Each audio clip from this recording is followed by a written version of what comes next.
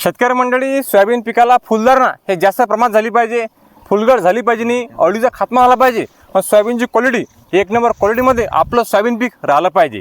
यासाठी आपण आपल्या सोयाबीन पिकाला दुसरी फवारणी आज करून घेत आहे। अतिशय कमी खर्चामध्ये पॉवरफुल हे आपली फवारणी होणार आहे। आता सोयाबीन पिकाला ही दुसरी फवारणी आपण केव्हा करावी आणि याचे काय फायदे होणार आहेत आणि कोणते घटक आपण या दुसऱ्या फवारणीमध्ये घेतले पाहिजे। आता सोयाबीन पिकाला फुलावस्था, फुलधारणा अवस्था हे सुरुवात झालेली आहे आणि या 5% फुलावस्थामध्येच आपल्याला सोयाबीनला दुसरी फवारणी करून घ्यायची आहे।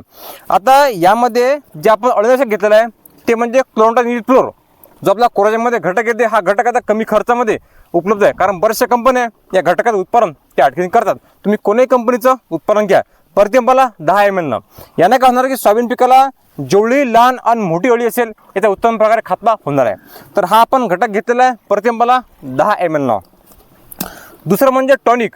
सोयाबीन पिकामध्ये फुलधारणा हे जास्त प्रमाणात झाली पाहिजे, फुलगड झाली पाहिजे आणि सोयाबीनची क्वालिटी एक नंबर राहिली पाहिजे। यासाठी आपण सिंटा कंपनीचं इसाबियन हे टॉनिक घेतलेलं आहे प्रतिंबाला 40 ml न।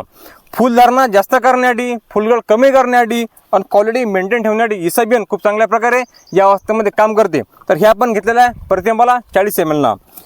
तिसरं म्हणजे बुरशीनाशक, कारण सध्या कंटिन्यू पाऊस सुरू आहे, वातावरण ढगाळ आहे, सध्या जमीन ओलावा आहे आणि या अवस्थेमधून आपल्या पिकाला स्ट्रेसमधून बाहेर काढणं फार महत्त्वाचं आहे।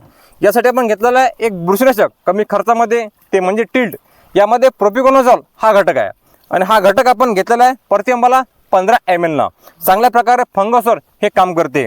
आपल्या का शेतामध्ये सोयाबीनच्या थोडीशी पांढरी माशी आपल्याला जाणवली होती, त्यासाठी आपण हा घटक घेतलेला आहे ॲसिडामाप्रेट।